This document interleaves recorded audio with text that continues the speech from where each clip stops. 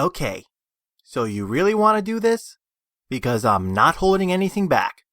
I might have pushed myself a bit in the last review, but here, I'm spoiling. You sure you don't want to go play the game first? You sure? You really... Okay. At this point, you either had, or you're just going to see my review instead of play it. Which you still should, since I plan to leave out a lot of the story, but nevertheless, let's finish this. Short steps, deep breaths, everything is alright. Chin up, I can step into the spotlight. She said, I'm sad, somehow without any words. I just stood there, searching for an answer. So, last time, on To the Moon, we left after discovering that John was put on beta blockers as a boy that made him forget most of his childhood, in which lies the answer of why he wants to go to the moon so badly. Eve and Neil try a bold plan to try to stimulate John's early memories with some roadkill. Safely packaged, of course. Though, I have to wonder if this is going where I think it's going. At first, things seem to be working, when all of a sudden, John starts to go critical. Eve tries to save Neil, willing to sacrifice herself if need be to complete the mission. Neil refuses, they bicker with each other, until John is at last stabilized. Then after some apologies... You know that I didn't mean to, call you moron, right? You know what I did. Or you know that I did, right? We are now able to get into John's childhood.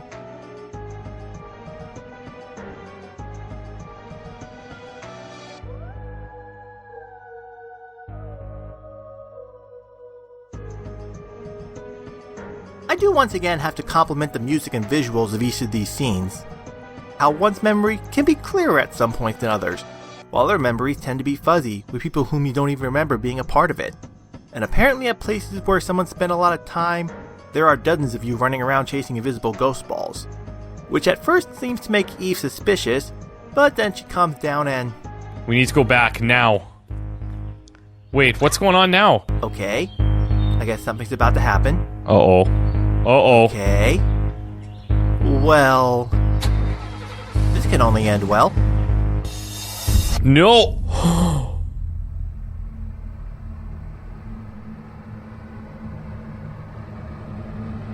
No!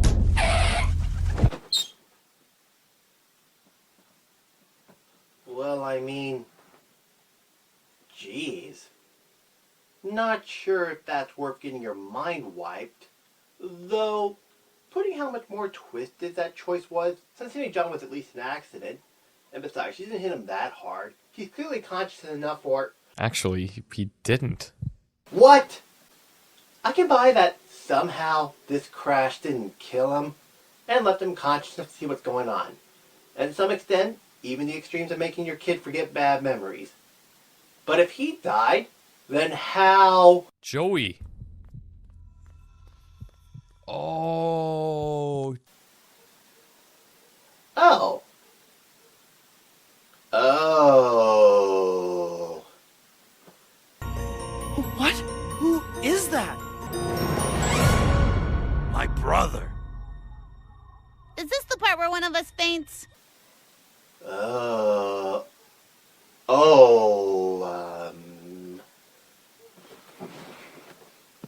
top it off, we even get to learn more about John, such as where his love of Wallace came from, anamorphers, and heck, you can even say his desire to stand out more by dating River was fueled all along by this.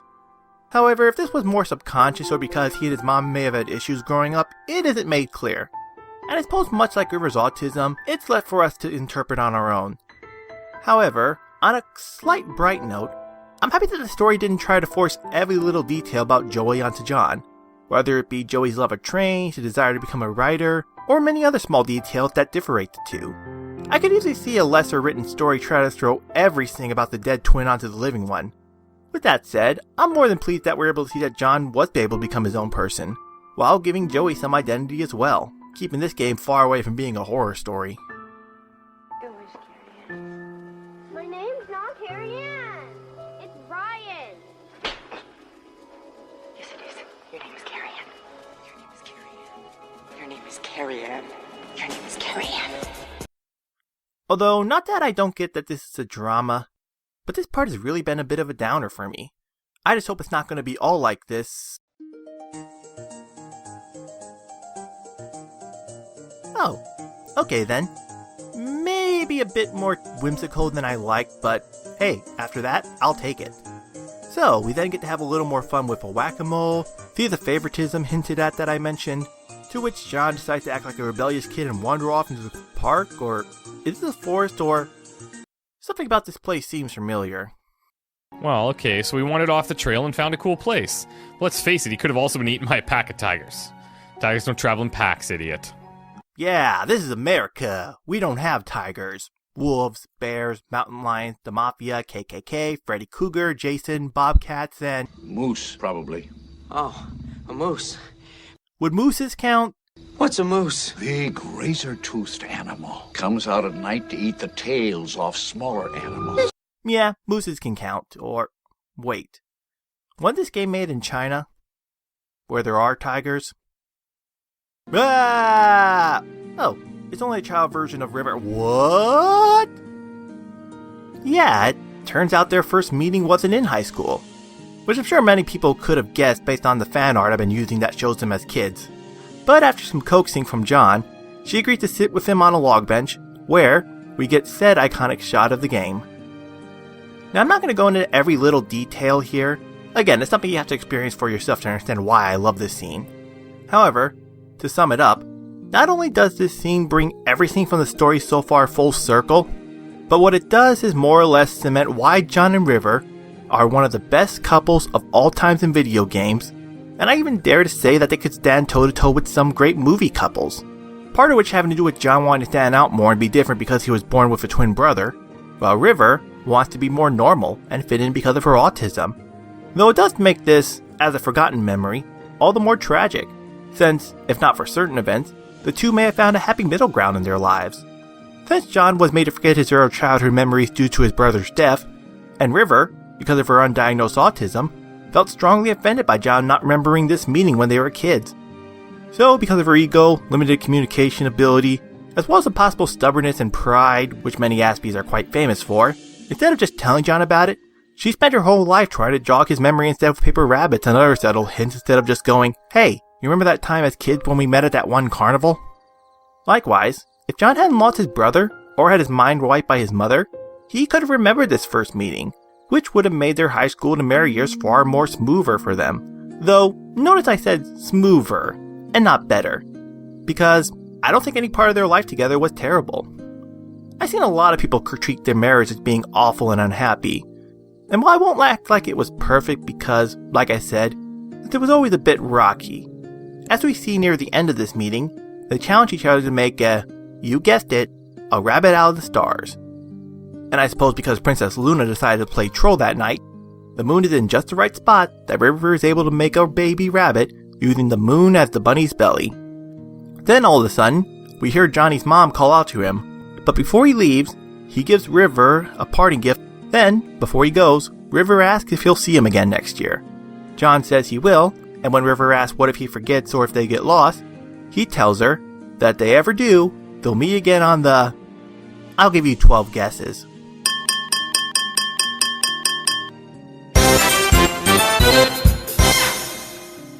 Which again, brings my argument back that, while not perfect thanks to the tragedies of both their situations, their lives together were never at any point bad or horrible, since they clearly loved each other. Thinking back on the paper rabbits that River made, again, just telling John about this probably would have made things a lot easier, but when you really think about it, the real reason she made all those rabbits is because she wasn't just trying to remind John of their first true meeting. Instead, it was just her way of saying, "I love you." I've seen many bad romance movies where the writers seem to think that all you need to do to make a memorable couple with strong chemistry is to have them look hot, say a few one-liners, make out occasionally, and boom, romance. Though, if you want a great example of how to tell a good love story without all that mush, then this is how you do it, where they're just able to talk and play off each other.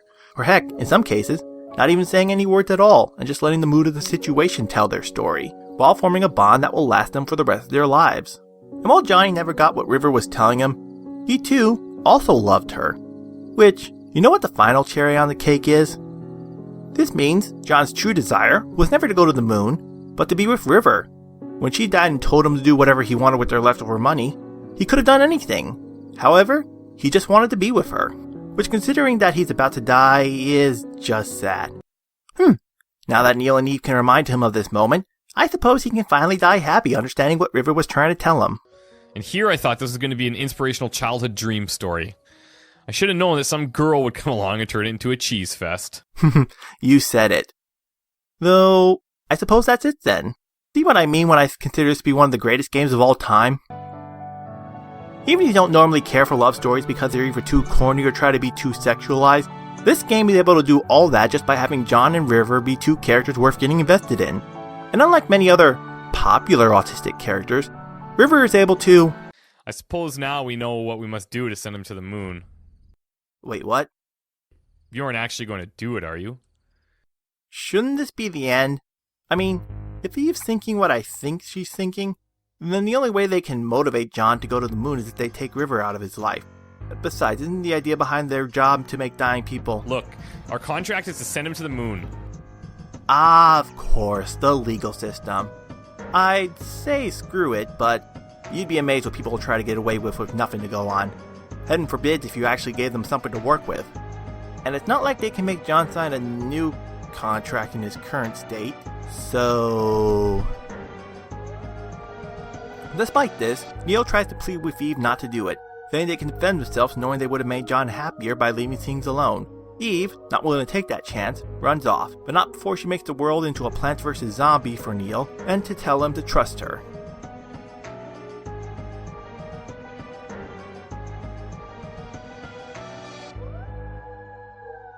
Neil gives chase, and after some intense moments, a few jump scares, with a lot you can interpret on your own, and a much needed reference to the Matrix, Neil is unable to make it in time to stop Eve from removing River from John's second meeting of her.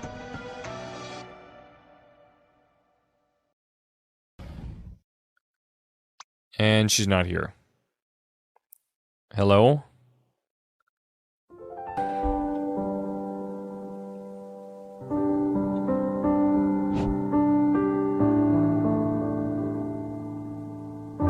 However, trying to make up for this, Eve is able to create a world where Joey didn't die. While Neil says it doesn't justify what she's done, Eve's argument... You can always find another River, Neil. But he'll only have one brother. And with that, there's really nothing more that can be done anymore. They move on, and... well... Short steps, deep breath. Everything is alright. Chin up, I can't step into the spotlight. She said, I'm sad, somehow without any words. I just stood there, searching for an answer.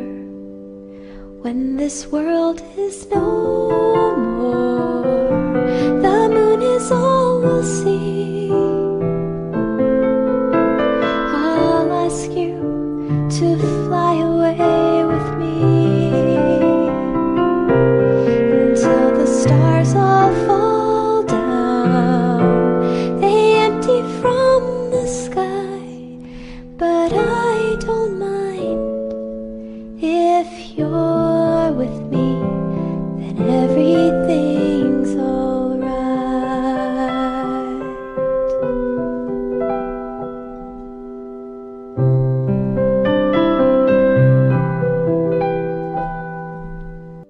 And this is probably the saddest moment in the game. To just sit and watch, while you, the player, are unable to do anything about it. I've seen people who've gone into this game thinking, so this is supposed to be some big emotional game, only to turn into silent waterworks at this very moment. Seeing River being erased from John's life after all we've been through with them, It's heartbreaking. But I don't mind if you're with me, then everything's alright.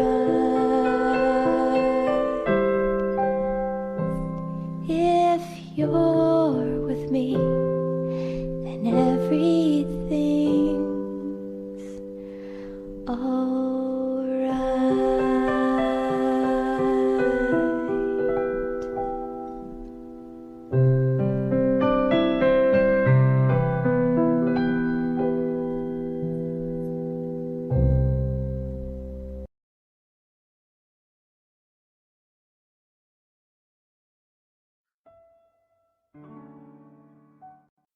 However, despite this loss, Neil and Eve still have a job to do. We don't have much time left. Let's at least check this place out. Though to be honest, I wasn't quite sure how to feel at first. I mean, it's not real, but at the same time it's real for John. This is what he'll die remembering. It sure is a somber moment, as we see Eve and Neil trying to collect a few more links to get going on, and... I'd hate to miss the finale. Hang on, what now? Are we out of time? I don't know. Wait... No. Here's our other new recruit. River, right? Good to have you on board. Oh my... Was I the only one who sort of saw this coming?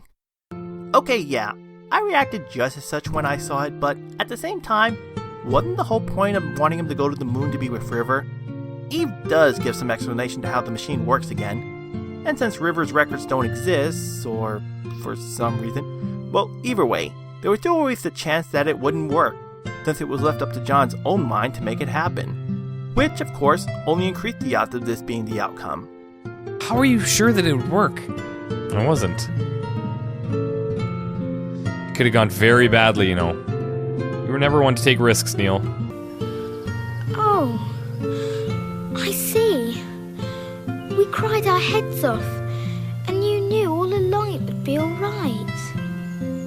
I knew of the old incantation, but it has never been put to the test. It adds some weight to the climax, and as a player and audience member, it feels like all that emotion we went through paid off, making this much more meaningful than if Eve was like, oh, I forgot to mention, I set everything up all along where River would come back into John's life when he makes it to NASA, so there was no reason why you should have cried your eyes out while I made the world cuckoo and...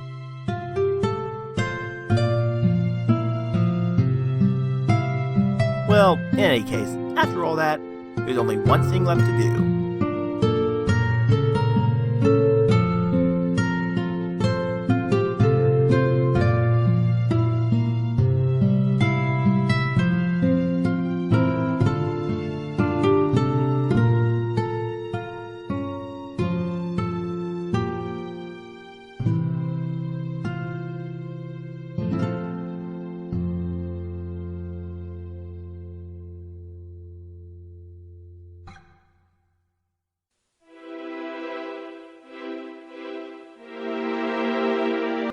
All of their, and to a greater extent, your hard work, which kinda makes this whole thing work even better as a game come to think about it, the time has come to initiate launch.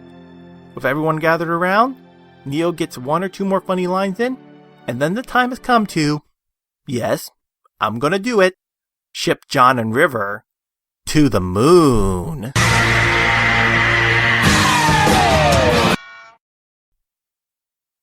Enough with the...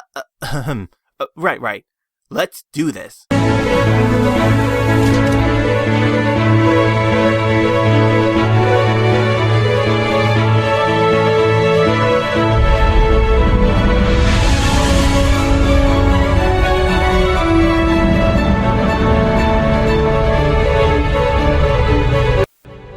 And so we get, while not one of the saddest, even necessarily happiest, the most emotional scene in the game.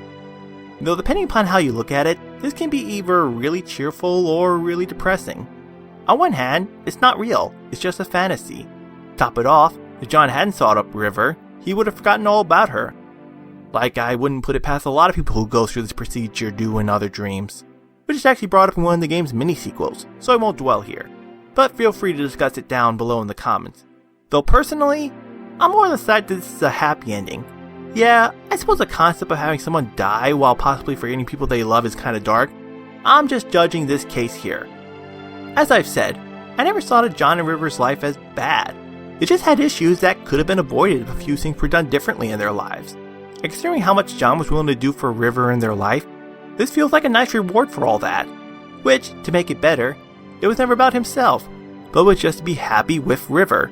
Thanks to Neil and Eve, now when John goes to heaven, or whatever form of afterlife you want to believe in, he'll finally be able to tell River that he understood what she was trying to tell him all those years ago. And that he loves her too. Halfway to the moon, with his heart monitor getting louder and louder, what's the last thing we see him do?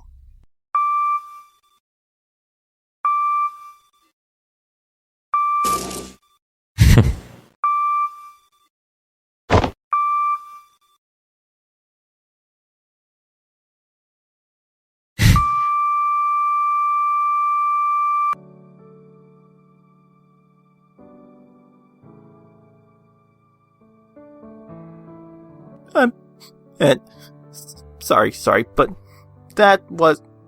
never mind. It goes Marvel on us. Okay, so what do we got? He gave it to them. That's amazing. Oh, well that's nice. Kinda makes me wonder if River hadn't somewhat planned that all along. And out of it, Lily and her kids can have a new life, happily watching over Anya as John and River did many years ago. Also, it wouldn't be a Marvel ending if we didn't get a setup for a sequel, as Neil and Eve head out for their next adventure, and... Whoa. Meh. Could probably just make a whole nother video on the issue. So, how about we just focus on me praising this as being one of the best love stories of an autistic character of all time. I love these characters, I love how the music and animation tie in with the story, I love how well the comedy and drama are able to balance out, and I consider John and River to be one of the best couples of all time. So again, if you haven't played this game, well, while I may have just told you what happens, it's still worth checking out.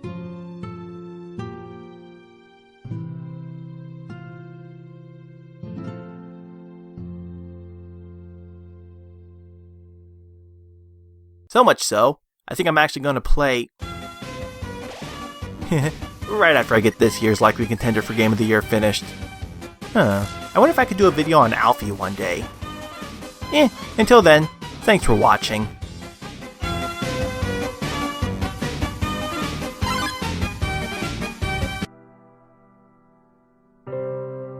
Why do my words always lose their meaning? What I feel, what I say, there's such a rift between them. He said, I can't really seem to read you. I just stood there, never know what I should do. When this world is no more, the moon is all we'll see. I'll ask you to fly away with me until the stars all fall down. They empty from the sky, but I don't mind. If you're with me, then everything's alright. If you're with me, then everything's alright.